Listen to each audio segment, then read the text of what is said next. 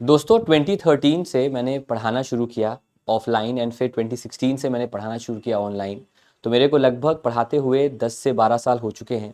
ख़ास तौर पे जनरल अवेयरनेस पढ़ाते हुए मेरे को 10 से ज़्यादा साल हो चुके हैं। और मैंने वो समय भी देखा है जब पेपर बहुत ही इजी था। बहुत ही डायरेक्ट क्वेश्चंस 2013-14 में आते थे, लेकिन मैंने वो समय भी देखा है जब 2016-17 के बाद ग्रेजुअली पेपर का लेवल बढ़ने लगा और पेपर के अंदर बैंकिंग फाइनेंशियल अवेयरनेस पर ज़्यादा फोकस होने लगा। साथ ही साथ मैंने पिछले 3 साल का भी देखा है जहाँ पर क्वेश्चंस अब इनडायरेक्ट आते हैं और स्टेटमेंट टाइप क्वेश्चंस पर ज़्यादा फोकस आपका रहता है। तो इस वीडियो के अंदर हम सीधी बात नो बकवास करेंगे और हम आपको बताएंगे कि ऐसा क्या आप करेंगे इस नए साल में, इस नए फाइनेंशियल ईयर में, जिससे कि कम से कम जनरल अवेयरनेस में आपके 80 से 90% मार्क्स आराम से आ जाएं। तो ये जो वीडियो है इसको शुरू से देख रहे हैं आप, इसे पूरा देखिएगा, एंड तक देखिएगा। इस वीडियो के अंदर बहुत सारा मेरा जो एक्सपीरियंस है, मैंने क्या चीज़ें सीखी हैं, क्या चीज़ें मैंने समझी हैं कि ये चीज़ें अब आपको करनी चाहिए, उनको पढ़िएगा। और साथ ही साथ मेरा पूरा भरोसा है, मुझे इस बात का पूरा भरोसा है कि इस वीडियो के एंड तक आपके जो बहुत सारे प्रॉब्लम्स हैं, क्या पढ़ें क्या ना पढ़ें, वो सारी चीज़ें हम यहाँ पर सॉल्व कर देंगे। तो चलिए शुरू करते हैं आज के डिस्कशन को। दोस्तों आज के डिस्कशन में सबसे पहले हम बात करेंगे जीए क्या होता है। बहुत ही छोटी सी बात करेंगे, बहुत लोग को पता है क्या होता है। सेकंड बात करेंगे जीए का एग्जाम्स जो होते हैं बैंक में, उनमें वेटेज क्या है। तीसरी बात करेंगे कि जो पिछले साल के पेपर्स थे उनसे हमने क्या सीखा, क्या समझा, और साथ ही साथ वो कौन से सेक्शंस हैं, कौन से टॉपिक्स हैं जो इस साल आपको पढ़ने हैं। और आखिरी में as a yes officer team हम आपकी हेल्प कैसे कर सकते हैं। तो वन बाय वन इन सारी चीज़ों पर हम आपको यहाँ पर फोकस करने वाले हैं। चलिए सबसे पहले बात करते हैं जनरल अवेयरनेस की। अगर आप तैयारी करते हो बैंक एग्जाम्स की, ठीक है, और इसे कंपेयर करते हो एसएससी से, तो मेरा ऐसा मानना है कंपैरिजन नहीं है। क्योंकि बैंक में जब भी हम करंट अफेयर्स की बात करते हैं तो हम सिर्फ करंट अफेयर्स की बात करते हैं। कई लोग को ऐसा लगता है कि सर स्टैटिक जीके एक बहुत बड़ा पार्ट होगा बैंकिंग का। ऐसा नहीं है। इनफैक्ट मैं आपसे सच बताऊंगा, एक ही चीज बैंकिंग में, एक ही चीज बैंक एग्जाम्स में आती है जीए में, एंड वो है करंट न्यूज। अब वो करंट अफेयर्स या तो हो सकता है आपका bank based, financial news based, या हो सकता है non bank generic, for example awards and honours, science and technology, books and authors, reports, indices, summits and conferences, या फिर स्टैटिक जीके या स्टैटिक अवेयरनेस। मतलब ऐसा कोई मॉन्यूमेंट, ऐसा कोई आइटम, ऐसा कोई आर्टिफैक्ट, ऐसा कोई हेरिटेज साइट जो कि अभी न्यूज में है। तो बैंकिंग की अगर हम बात करें, करंट अगर हम बैंक एग्जाम्स की बात करें, तो उसमें 3 सेक्शंस होते हैं: banking current affairs, non banking current affairs और स्टैटिक जीके करंट अफेयर्स। यहां पर भी अगर मैं इस वर्ड का इस्तेमाल कर रहा हूं तो इसका बेटर वर्ड होगा स्टैटिक अवेयरनेस। ठीक है।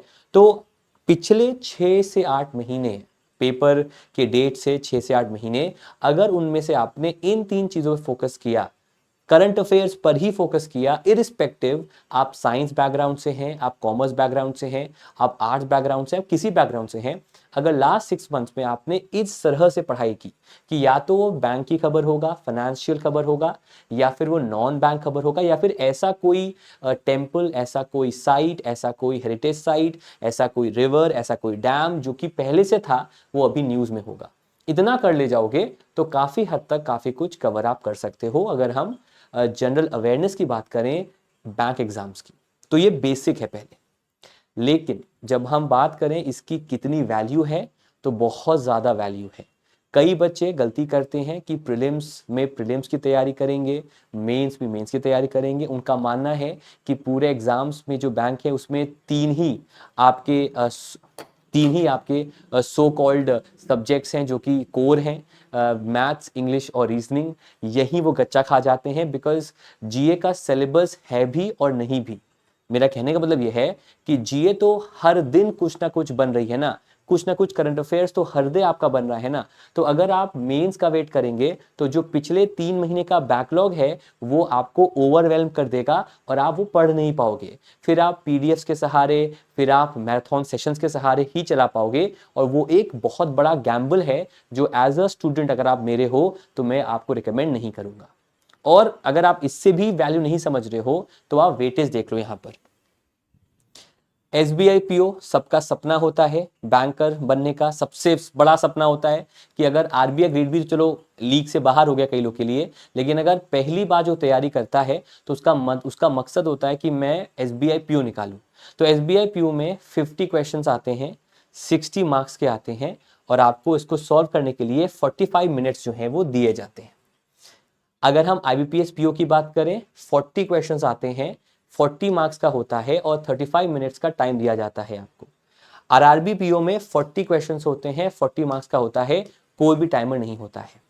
यहां पर टाइमर का मतलब यह है कि इस ड्यूरेशन के अंदर आपको क्वेश्चन सॉल्व करने होते हैं, और कहीं ना कहीं ये एक तरह से जो एक पूरा स्ट्रक्चर है पेपर का वो सेट करते हैं कि पर क्वेश्चन आपके पास 1 मिनट के आसपास का समय मिल जाता है या उससे थोड़ा कम मिल जाता है, लेकिन आपको विद इन 30-40 सेकेंड्स आंसर करना होता है। और लेवल पे भी आप देख सकते हो कि यहां पर 60 मार्क्स का लेवल है, तो जाहिर सी बात है एसबीआई पीओ का जो लेवल होगा वो बाकी इन सारे एग्जाम्स के लेवल से ज्यादा टफ, ज्यादा डिफिकल्ट और डिफरेंट होगा। सिमिलरली एसबीआई क्लर्क की बात करें तो इसका लेवल भी मेरा ऐसा मानना है, जितने भी क्लरिकल पेपर होते हैं ना, SBI clerk, IBPS clerk, IPS RB assistant, RRB assistant, उनसे ज्यादा टिपिकल होते हैं। फॉर एग्जांपल 50 क्वेश्चंस 50 मार्क्स के होते हैं, 35 मिनट का टाइमर होता है। आईपीएस क्लर्क में 50 क्वेश्चन 50 मार्क्स का 35 मिनट का टाइमर होता है, और आईपीएस आरबी असिस्टेंट में 40 क्वेश्चन 40 मार्क्स का, यहां पर कोई भी टाइमर आपका नहीं होता है। तो मोटा माटी बात यह है कि जिसमें ज्यादा नंबर्स के क्वेश्चन आ रहे हैं और आपको मार्क्स ज्यादा हैं, फॉर एग्जांपल यहाँ पर एसबीआई पीओ में, वहां लेवल भी ज्यादा होगा। इनफैक्ट ऐसा मेरा मानना है कि पीओ लेवल जो होता है उसमें 99% चांसेस होते हैं कि ज्यादा क्वेश्चंस आपके बैंकिंग फाइनेंस पे आएंगे, ना कि अदर करंट अफेयर्स पे। लेकिन पिछले 2 साल में जो मेरा एक्सपीरियंस कहता है ऐसा नहीं है सर। अब क्लर्क का पेपर भी काफी टफ आने लगा है, उसमें कई सारे फैक्टर्स इन्वॉल्व हो गए हैं, वैकेंसी इन्वॉल्व हो गई है, उसमें लेवल इन्वॉल्व हो गया है पेपर का। उसमें या तो ऐसा कर सकते हैं एक सेक्शन आसान कर दें तो करंट अफेयर्स को मुश्किल कर दें, ये भी कर सकते हैं। तो डिपेंड करता है कई सारे फैक्टर्स पे। अगर मैं आपकी जगह होता तो मैं इन सारी बकवास पे फोकस नहीं करता, मैं टीचर से पूछता मेरे को ये सब छोड़ो, मेरे को डिटेल में ही पढ़ना है, मेरे को बताओ सेक्शंस कौन कौन से पढ़ने हैं।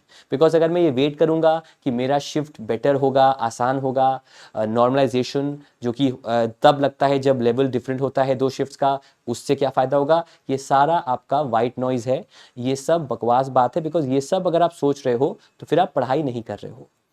शुरू करने से पहले भी कि क्या टॉपिक्स है, मैं आपको एक बार बता दूं कि मैराथन सेशन से, स्पेशल सेशन से काम नहीं चलने वाला है, डेली बेसिस पर काम चलने वाला है, और बहुत ही प्रॉपर गाइडेंस में काम चलने वाला है। आप अपने लेवल पर तैयारी कर सकते हो, अगर 10 लोग हैं 10 में से 2 लोग कर सकते हैं, लेकिन मोस्टली जो लोग होते हैं उन्हें दिक्कत आएगी, बिकॉज टर्म्स नहीं होंगे, कंसेप्ट्स नहीं होंगे, रोज नहीं खबर होगी, उन्हें कोई चाहिए होगा जो उनको गाइड कर सके। ये ऑनेस्ट बात है, इसमें मैं आपसे, मेरा एक्सपीरियंस ऐसा कहता है। 10 में से 2 ही लोग ऐसे होते हैं जो खुद से कर लेते हैं, 8 को हेल्प करनी पड़ती है, उनको गाइडेंस भी देना पड़ता है। तो ये बेसिक कुछ टेनेट्स हैं, बेसिक कुछ लॉज हैं जनरल अवेयरनेस के, अगर आप तैयारी कर रहे हो जीए का फॉर बैंकिंग एग्जामिनेशंस के लिए। ठीक है, चलिए अब आगे बढ़ते हैं। अब जरा एक बार जान लेते हैं कि पिछले साल में पेपर कैसे गए और उनका लेवल क्या रहा। आपको जान के शौक लगेगा कि जो पेपर का लेवल था वो मॉडरेट टू डिफिकल्ट था, इजी था ही नहीं। अच्छा, और यहां पर अगर मैं इजी लिखता तो इजी सिर्फ उनके लिए था जो रेगुलर बेसिस पे जब से उनने तैयारी करना शुरू किया तब से लेकर और एग्जाम्स तक उन्होंने डेली बेसिस पे करंट अफेयर्स पढ़ा, उनके लिए इजी था। उनके लिए इजी इसलिए था क्योंकि उन्होंने हर खबर का डिटेल में पढ़ाई की। लेकिन जिन्होंने प्री के बाद तैयारी की या जिनका इंटरेस्ट नहीं था, एक जनरल कंसेंसस ये था बच्चों में कि लेवल जो था आपका वो मॉडरेट टू डिफिकल्ट था। ठीक है, क्योंकि जाहिर सी बात है नोट्स या तो बनाए नहीं थे, बनाए थे तो बहुत सिंपल थे, डिटेल नोट्स थे ही नहीं, तो काम नहीं चल पाया। सिमिलरली जो मैक्सिमम मंथ्स कवर हुए पिछले साल, वो 4 मंथ्स हुए, मतलब वैसे कुछ और महीनों के थे, लेकिन अगर लास्ट 4 मंथ्स भी आपने कवर किया होता तो आप काफी अच्छे खासे नंबर पेपर में ले आते। अब बात करते हैं कौन कौन से टॉपिक्स आपके आए थे। उनमें सबसे उभर का जो टॉपिक आया आपका वो था आरबीआई इन न्यूज। इसके अंदर भी कई सारे सब सेक्शंस हैं, उसकी हम बात आगे करेंगे।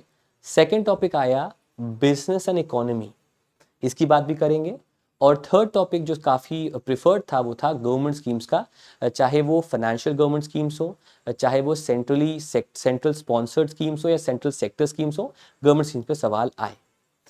जो नए चेंज की बात करें तो पिछले 2 साल में जो नया चेंज आया है उनमें करंट ट्रेंड्स पे सवाल आया। एग्जाम्पल के तौर पे अभी हाल ही में फ्लड आया था, सिक्किम साइड में भी फ्लड आया था, सिलक्या टनल आपका टूट गया था, तो उसको लेकर सवाल आया था कि GLOF क्या होता है, ग्लेशियल आउटबर्स्ट क्या होता है, सवाल आया ट्रेड्स क्या होता है। मतलब ऐसा कोई टर्म जो कि अभी न्यूज़ में है, जैसे कि ग्रीन वॉशिंग क्या होता है, तो जो भी टर्म करेंटली न्यूज़ में है वो उस पे सवाल बना, और उससे रिलेटेड जो टर्म है उसका फुल फॉर्म या उसके बारे में सवाल बना।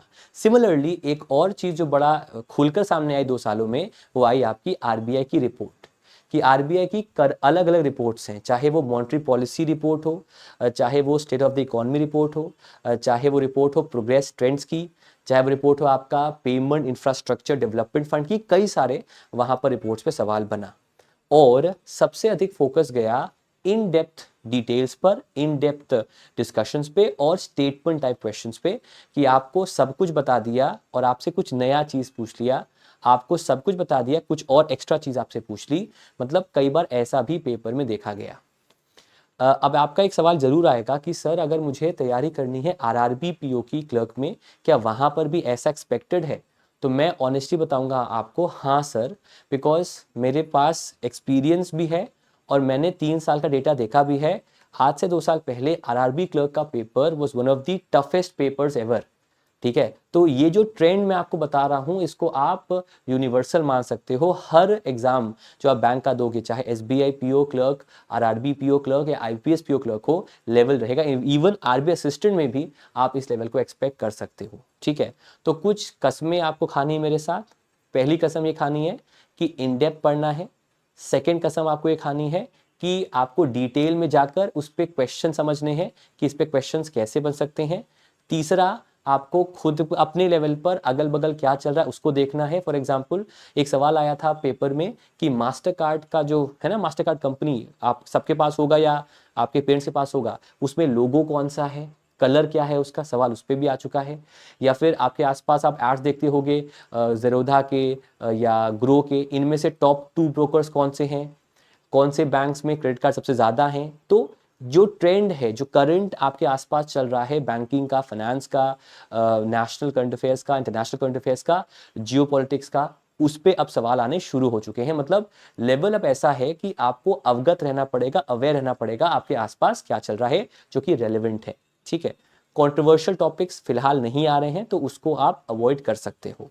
सिमिलरली अगर हम इस साल की बात करें, करंट फाइनेंशियल ईयर की बात करें, क्या क्या चीज़ें आपको पढ़नी पड़ेंगी, उनमें सबसे पहला है आपका RBI इन न्यूज़, जहां पर RBI की रिपोर्ट सबसे इंपॉर्टेंट है।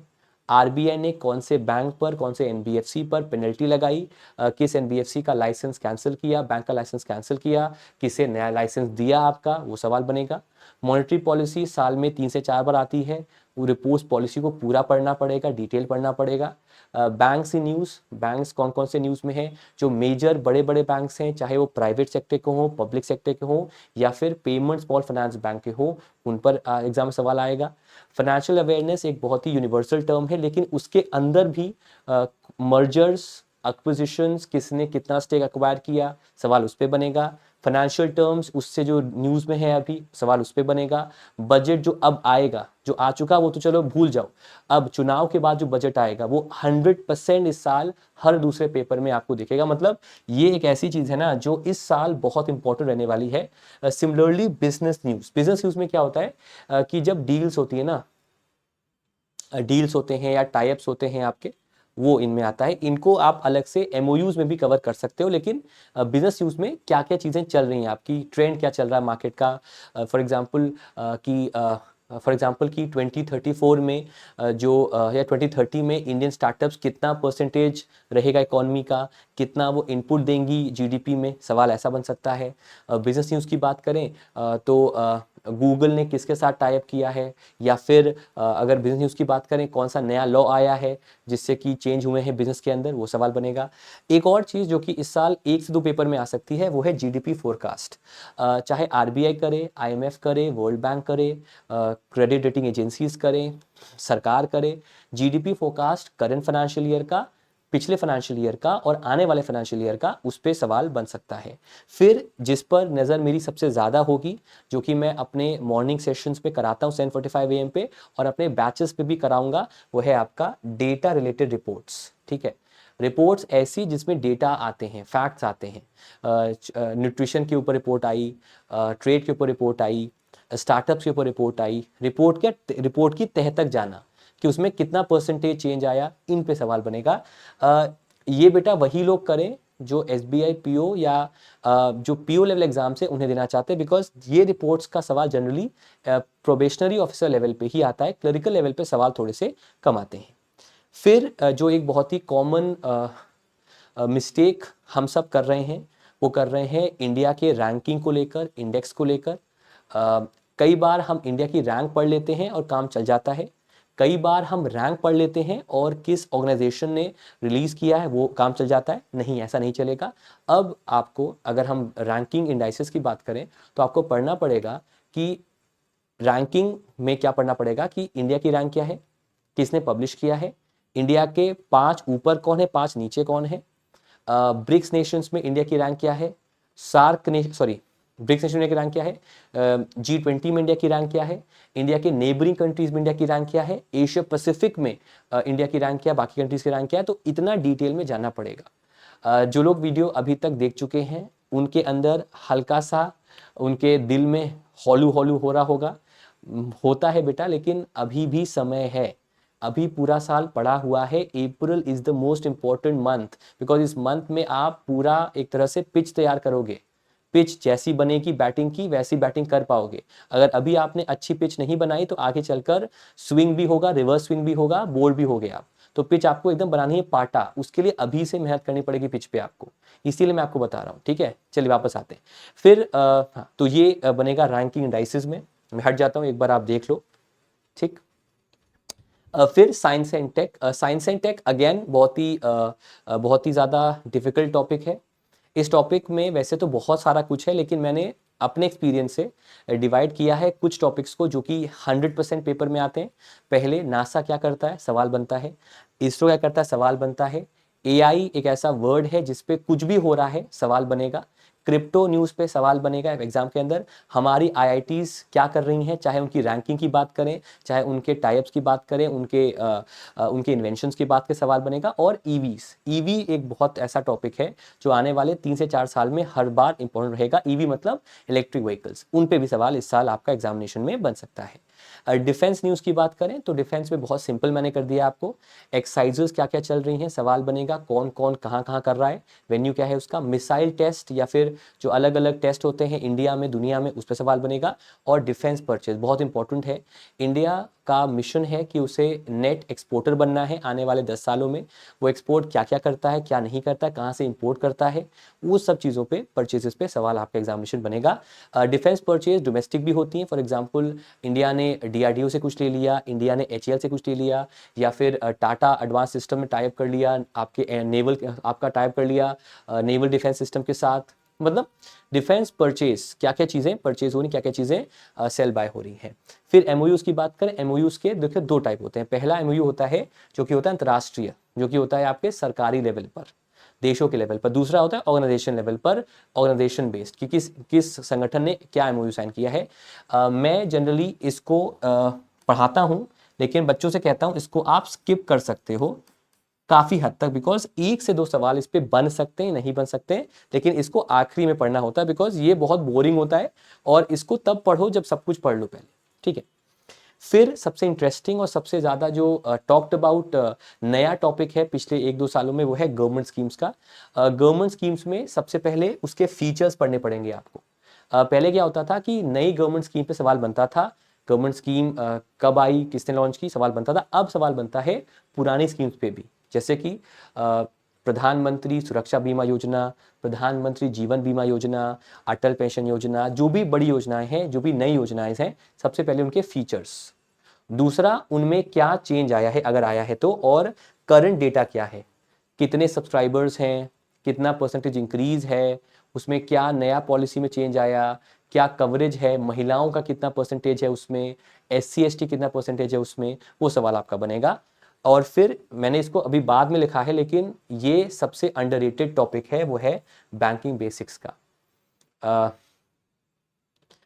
मैंने कहीं सुना था कि एक व्यक्ति से पूछा गया, तुम राम को मानते हो या तुम रहीम को मानते हो, तुम भगवान को मानते हो या तुम अल्लाह को मानते हो। उसने कहा ये सब बाद में, पहले मेरे को खाना दो। आप समझ रहे हैं? वैसे ही अगर मैं आपसे पूछूं कि इनमें से आपके कौन से टॉपिक इंपॉर्टेंट है, एंड मैंने एग्जांपल दिया लेकिन उसका लिंक इससे मत करिएगा, मैंने बस एग्जांपल आपको दिया कि पहले आपको नॉलेज होनी चाहिए, पहले आपके बेसिक्स होने चाहिए, पहले आपका पेट भरा होना चाहिए कि अगर कोई टर्म आ रहा है तो उसकी जानकारी मुझे है। जैसे कि अगर CRR की जानकारी नहीं है तो इंक्रीमेंटल CRR क्या होगा नहीं जान पाओगे, अगर बजट क्या होता है उसकी जानकारी नहीं है तो रेवेन्यू डेफिसिट, फिस्कल डेफिसिट अभी कितना है वो समझ नहीं पाओगे। अगर फॉर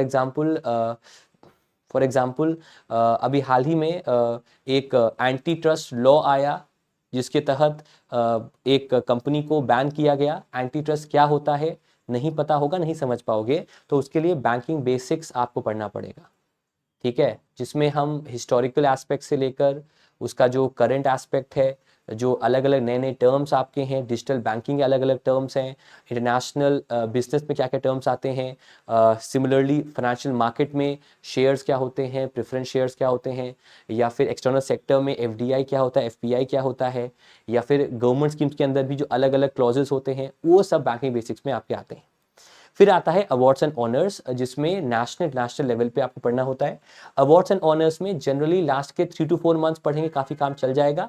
इनमें कुछ सवाल तो पिछले साल रिपीट हुए थे। फॉर एग्जांपल नोबेल प्राइज़ के सवाल 2 एग्जाम से पिछले साल आया था, तो नोबेल प्राइज़ इस साल भी आएगा, सवाल यहाँ पर बनेगा। जनरली बुक्स एंड ऑथर्स पे सवाल बनना कम हो गए हैं, तो बुक्स एंड ऑथर्स को भी इसमें ही ऐड कर देना। बुक्स एंड ऑथर्स में जो बड़े बड़े अवार्ड्स हैं, चाहे वो साहित्य सम्मान हो, चाहे वो आपका बिहारी पुरस्कार हो, व्यास सम्मान हो, बुकर प्राइज हो, मैन बुकर प्राइज हो, वो सारे अवार्ड्स में ही मैं काउंट करूंगा। अलग से बुक्स मत पढ़िएगा। हाँ, कुछ ऐसी बुक जो बहुत पॉपुलर हैं, पॉपुलर ऑथर्स की हैं, उनको अलग से पढ़ लेना। बहुत घुसकर आपका बुक्स एंड ऑथर्स पे नहीं आएगा, इसीलिए उनमें जो अवार्ड्स हैं उनको हमने इसी में काउंट कर लिया, that is awards and honours. फिर इंपॉर्टेंट डेज पे सवाल बनता है आपसे, इंपॉर्टेंट डेज क्या क्या हो सकते हैं। इंपॉर्टेंट डेज में भी मैं आपसे यही कहूँगा कि एक लिंक करना आपको आना चाहिए, ठीक है। जैसे कि मार्च महीने में आपका 19 से लेकर 24 मार्च तक काफ़ी डेज आपके आते हैं, तो उनको आप एक लिंक कर सकते हो। वाटर को मेट्रोलॉजी से लिंक कर सकते हो, ठीक है। हैप्पीनेस को फॉरेस्ट से लिंक कर सकते हो, बिकॉज वो सारे दिन आपके इन्हीं 19 से 24-25 मार्च के बीच होते हैं। तो लिंकिंग टेक्निक मैं आपको सिखाऊंगा कैसे कर सकते हैं उसमें। हाँ, लेकिन उसमें थीम तो आपको पढ़ना पड़ेगा और बैकग्राउंड क्या है वो पढ़ना पड़ेगा, ठीक है। फिर अपॉइंटमेंट्स की बात करें, अपॉइंटमेंट्स अगेन मेरा ऐसा एक्सपीरियंस है कि अपॉइंटमेंट्स जितना ज़्यादा आप मंथली करोगे उतना बेटर रहेगा, जितना ज़्यादा आप ऑर्गेनाइजेशन के हिसाब से करोगे उतना बेटर रहेगा। जैसे कि फॉर एग्जाम्पल अगर अभी सिडबी ने कुछ काम किया है, तो सिडबी के अगर कोई चेंज अभी हुए हैं तो एग्जाम में आएगा, अगर सिडबी के चेंज नहीं हुए हैं तो एग्जाम में नहीं आएगा। तो आपको, अगर आप बैंकिंग फाइनेंस कर रहे हो या फिर नेशनल करंट अफेयर्स कर रहे हो, तो अगर कोई ऑर्गेनाइजेशन न्यूज़ में है, कोई संगठन न्यूज़ में है और उसका कोई चेंज होगा तो सवाल बनेगा। हाँ, हालांकि यहाँ पर प्रेफर किया जाता है बैंक में चेंज जनरली, कि बैंक में MD CEOs चेंज कौन कौन से, उन पे सवाल तो ज़्यादा आता है। स्पोर्ट्स को लेकर एक सवाल आता है, सर स्पोर्ट्स याद नहीं रहता। तो स्पोर्ट्स की बात करें तो बहुत सिंपल मैंने कर दिया है, जितने भी ओपन्स हैं उनको पढ़ना है, जितने भी फॉर्मूला 1 की रेसेस हैं उनको पढ़ना है, ठीक है। इसके अलावा इंडिया में जो अवार्ड्स में अर्जुना अवार्ड है और जो खेल रत्न अवार्ड है उनको पढ़ना है। स्पोर्ट्स में इस साल मैं बात करूं तो सबसे इंपॉर्टेंट रहेगा पेरिस ओलंपिक्स, उस पर तो अलग से आपको पूरा पढ़ना पड़ेगा, बिकॉज उस पे सवाल तो एग्जामिनेशन में 110% आएगा। इस साल तो 110% सवाल इसमें आएगा। और आखिरी आता है मिसलेनियस, जहां पर तमाम तरह के अलग टॉपिक्स होते हैं जिनको हमने अलग से क्लासीफाई यहाँ पर नहीं किया है। ठीक है, इसमें स्टैटिक जीके भी आ जाएगा मिसलेनियस में। मिसलेनियस में आपका फॉर एग्जांपल जैसे कि मैंने आपको बताया ना कि लोगो क्या है मास्टर कार्ड का, ऐसे सवाल जो किसी पर्टिकुलर स्लॉट में नहीं फिट होते हैं वो आपके मिसलेनियस के अंदर दोस्तों जो है वो आ जाते हैं। अब सवाल ये बनता है कि सर इनको कैसे याद करना है, कैसे कैसे रिटेन करना है और आप इसमें कैसे हेल्प करोगे। तो मैंने आज से 4 महीने पहले आपको बताया था एक मेथड, वो मेथड है आपका बॉक्स मेथड। ठीक है, शुरुआती तौर पे जब एकदम ही आपको नया लग रहा है कोई करंट अफेयर, तो जैसे कोई करंट अफेयर है उस करंट अफेयर को जब आप पढ़ो तो उससे सवाल पूछो, उसका व्हाट क्या है, वाई क्या है, हु अगर है तो क्या है, हाउ क्या है, या व्हेन क्या है, ऐसे कुछ सवाल पूछो उससे, तब जाके आप वो करंट अफेयर कर पाओगे। ठीक है, मैं आपको एग्जांपल देता हूं ताकि आपको क्लियर हो जाए। जैसे कि मान लेते हैं अभी हाल ही में 22 जीआई टैग्स दिए गए हैं। ठीक है, एग्जाम्पल के तौर पर। अब व्हाट इज जीआई टैग, क्यों दिए गए हैं, जीआई टैग कौन देता है, किसको दिया गया है, कौन कौन से आइटम्स हैं, कैसे दिए जाते हैं और कब दिए गए हैं, समझ रहे हैं। तो एक करंट अफेयर को पकड़ो और ये आपको बार बार नहीं करना है सर, ये प्रैक्टिस है। जैसे कि फॉर एग्जांपल अगर एक हफ्ते में 300 खबरें हैं, आपको 50 खबरों में ऐसा करना है। और अगर आप 5 मिनट लेते हो तो पूरे हफ्ते में आपको करीब 1 से 1.5 घंटा देना है उस हैबिट को डालने में, कि जब भी कोई खबर पढ़ो तो ऑटोमेटिकली ये सवाल आपके जहन में आए, what, why, who, when, how, जो भी सवाल आते हैं वो सवाल आपके दिमाग में आए तो मजा आएगा। दूसरी बात, 80 से 90% मार्क्स वही ला सकते हैं जो डे 1 से पढ़ाई कर रहे होते हैं। ये मैं आपको लिख कर दे सकता हूं कि जो प्रीलिम्स के बाद तैयारी करते हैं मेंस का, वो कभी भी नहीं ला पाएंगे नंबर, 100% नहीं ला पाएंगे नंबर, ये मेरी गारंटी आपसे। तो अगर आपको नंबर लाने हैं 80-90% तो शुरुआत से तैयारी करनी पड़ेगी, वरना कोई फायदा नहीं है। तो दोस्तों इसके लिए मैं आपकी हेल्प कर सकता हूं। उसके लिए मैंने यस ऑफिसर पे मंडे से, मतलब आने वाला जो मंडे है आपका 15 अप्रैल से, मैं लेकर आ रहा हूं बैंकोनॉमिक्स, जहां पर मिक्सचर होगा बैंकिंग बेसिक्स का, इंडियन इकोनॉमी का और साथ ही साथ लेटेस्ट करंट अफेयर्स का। एक 40-45 लेक्चर्स का पूरा एक सेशन होगा जहां पर हम आपको बताएंगे कि आपको क्या चीजें पढ़नी है, कैसे पढ़नी है, और आपके अंदर ना सिर्फ अभी के 3-4 महीनों का बल्कि आगे चलकर भी कैसे आप चीजों को टैकल करो, कैसे करंट अफेयर्स को, कैसे current affairs for bank exams को आप टैकल करो। उसके लिए हम ये सेशन, ये एक बैच लेकर आए हैं जो कि मेरे एक्सक्लूसिव पैकेज में अवेलेबल है। पैकेज अभी फिलहाल 1799 का है, लेकिन उस पे आप आज के दिन यूज कर सकते हैं कोड KP25 का, और इस कोड को यूज करके आप हमारा ये फीचर अवेल कर सकते हैं। मैं आपसे कहूंगा कि आप सिर्फ एक्सक्लूसिव मत लें, आप ओवरऑल हमारे पैकेजेस लें, बिकॉज आज उसका आखिरी दिन है। अगर आपको हमारे सारे पैकेजेस लेने हैं, चाहे मैथ्स हो, इंग्लिश हो, रीजनिंग हो या जीए हो, तो उसके लिए आपको यूज करना है कोड SD25। इस कोड को यूज कर करके आज आपको क्या मिलने वाला है, एक तो 12 मंथ्स का पैकेज मिलेगा प्लस 2 मंथ्स का, 24 मंथ्स का प्लस 4 मंथ्स का, मतलब अगर आप आने वाले 1 साल की तैयारी करना चाहते हैं तो वहां पर प्लस 2 मंथ्स मिल जाएगा। अगर आप 2 साल तैयारी करना चाहते हैं तो 24 मंथ्स प्लस 4 मंथ्स का मिलेगा। तो ये आपके ऊपर है आपको कौन सा पैकेज लेना है, लेकिन इससे आपको सारी चीजें मिल जाएंगी और वहां पर कोड जो आपको यूज करना है दैट इज SD25। तो अगर आपको समझ में आया, अगर आपको ऐसा लगता है कि आप अपने से तैयारी कर सकते हैं, कोई दिक्कत की बात नहीं है। लेकिन अगर आपको लगता है कि आपको तैयारी के लिए गाइडेंस चाहिए, तैयारी के लिए एक मेंटोर चाहिए जो आपको समय समय पर आपकी हेल्प करेगा, आपके डाउट्स को रिजॉल्व करेगा, तो ये ऑफर आपको मिस नहीं करना है। साथ ही साथ मेरा बैंकोनॉमिक्स भी आपका मंडे को स्टार्ट हो रहा है, तो अगर आप बाद में ज्वाइन करोगे तो नुकसान आपको होने वाला है। उसका शेड्यूल क्या होगा वो आज शाम को आपको हम यूट्यूब पे अपलोड कर देंगे, क्या शेड्यूल होने वाला है और बैच में भी, ताकि आपको क्लियर हो जाए। With this guys we will come to an end. Thank you so much everyone for coming. जरूर इस कोड का यूज करेगा SD25 का for getting the discount, okay. And साथ ही साथ अगर आपको अलग से लेना है बैच में बैंकोनॉमिक्स का एक्सक्लूसिव बैच, वो भी आप एक्सक्लूसिव ऑफर वो भी आप अलग से ले सकते हैं। लेकिन do not miss this offer जो कि आज अवेलेबल है। कोड है आपका SD25, ज़रूर इसको यूज़ करें फॉर गेटिंग आवर ऑफर। उम्मीद करते हैं आपको वीडियो पसंद आया होगा। Thank you so much everyone for coming and bye guys and take care guys. Thank you so much.